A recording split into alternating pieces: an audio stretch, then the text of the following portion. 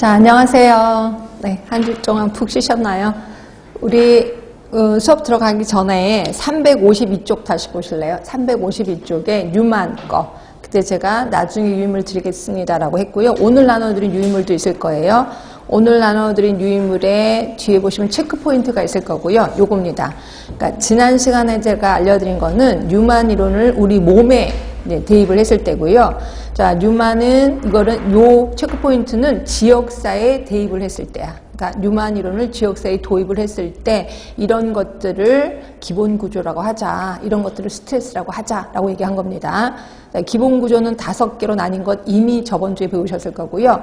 생리적 특성, 심리적 특성 5개 있었습니다. 이 중에서 생리적 특성이 이런 것들이 해당이 돼요. 지역사의 물리적 환경, 주민들의 인구 구조, 분포, 의료자원의 분포, 이런 것들이 생리적 특성이구나. 자, 심리적인 거는 의사소통. 이런 걸 어떻게 외워야 될지 모르겠습니다. 하여튼 지역사회 의사소통, 주민의 자율성. 자, 사회문화적 특성에는 문화, 관례, 전통. 감이 좀 잡히시는지 모르겠어. 그 다음에 보건사업 수준이요. 이런 것들이 사회문화적 특성에 속하는 거고, 발달적 특성에는 역사, 개발 상태, 발전 계획. 이게 발달적 특성이구나.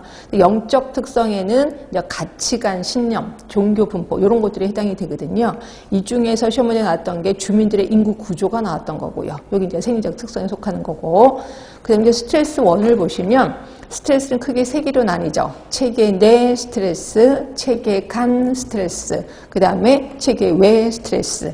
자, 체계 내 스트레스에 물리적 환경 상태가 들어갑니다. 물리적 환경은 체계 외 아닌가요? 라고 생각할 수 있는데 이거는 지역사회 자체 내의 환경이야. 그러니까 이거는 체계 내 요인이 되는 거죠. 그렇지?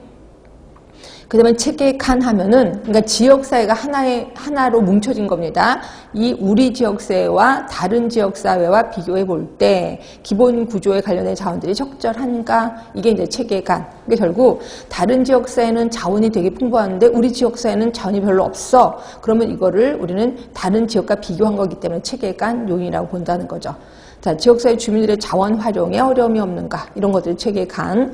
체계 외 하면은 지역사회 외부의 변화야. 결국 정부 정책의 변화로 인해서 지역사회에 어떤 영향을 주는가? 이런 것들을 체계 외 요인 또는 체계 외 스트레스라고 본다는 거죠.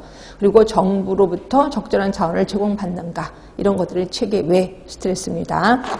자, 방어선으로 들어가시면 정상 방어선은 자, 건강에 대한 태도, 문제 해결 능력, 대처 능력은 어떠한가? 자, 우리 정상 방어선 하면 지식 태도 이런 거라고 얘기를 했거든요. 그러니까 맞는 것 같아.